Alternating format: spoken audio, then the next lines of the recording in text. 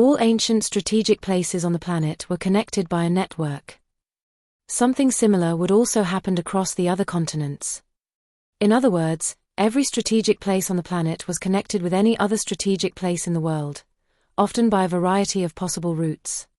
In South America, Colombia had the shortest and the most river connections.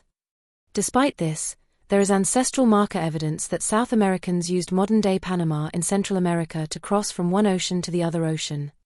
Colombia connects the Pacific Ocean with the Atlantic Ocean through at least 3 important Atlantic rivers. At the headings of all these connecting rivers, important archaeological sites developed in ancient times, and these important archaeological sites are testament of this important and international and intercontinental past still today.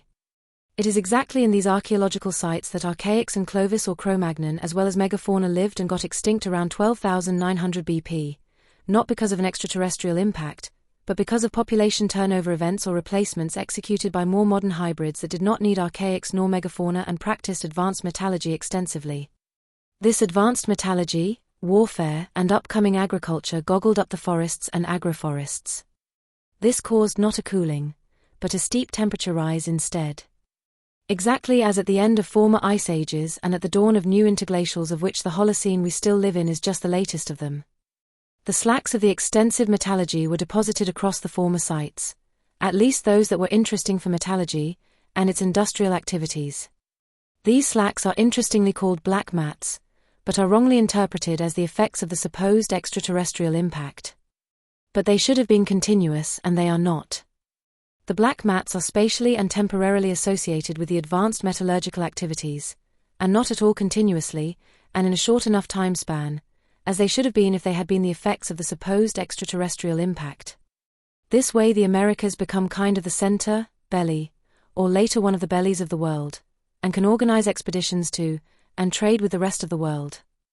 It is from these archaeological sites that migrations and population turnover events of other continents departed with ocean-worthy ships and fleets, where we can find plenty of archaeological evidence of on all sides of all oceans.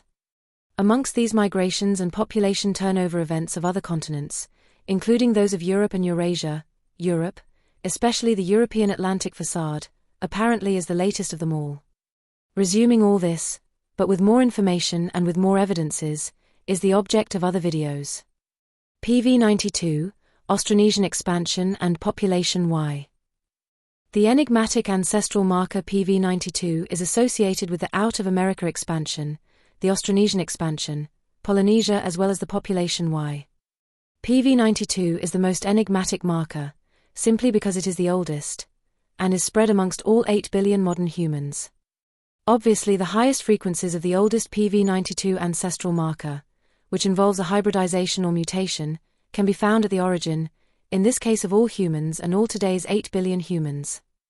These highest frequencies of PV92 are detected in the Amazon forest, exactly in the places that present the archaeological evidence, and myths, of the creation of a new race of humans by Viracocha, or some kind of a deity and culture similar to Viracocha.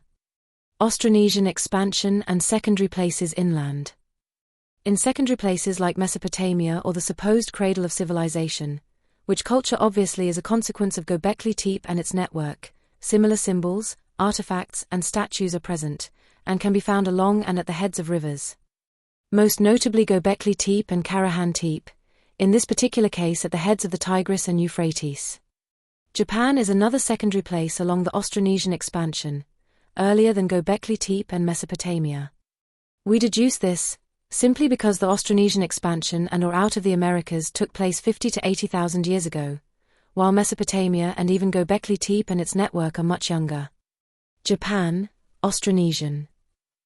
We conclude that Japan is still earlier than Mesopotamia because there are places that present native peoples that still today carry DNA of population Y and PV92, that are at least 50,000 years old.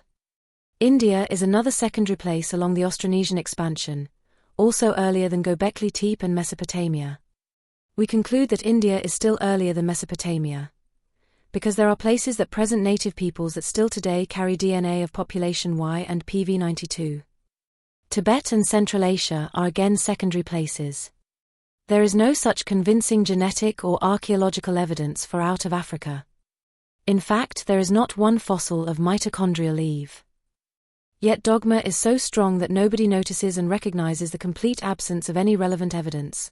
This ever since that out of Asia lost its status against out of Africa, somewhere at the end of the former century. Almost nobody talks about the fact that for a long period of time out of Asia was predominant, because of the massive finds of the fossils of hundreds of upright walking humans, this mainly in Java and China. Both places are firmly in range of the Austronesian Expansion Route, or the Pacific out of the Americas Expansion Route. With consensus wrongly using evidence of the Austronesian expansion or migration to justify out of Africa. You probably heard of the back migrations to Africa, and the routes of supposed out of Africa lying in Asia and or to the east. Mesopotamia and India are only some of the many more cases.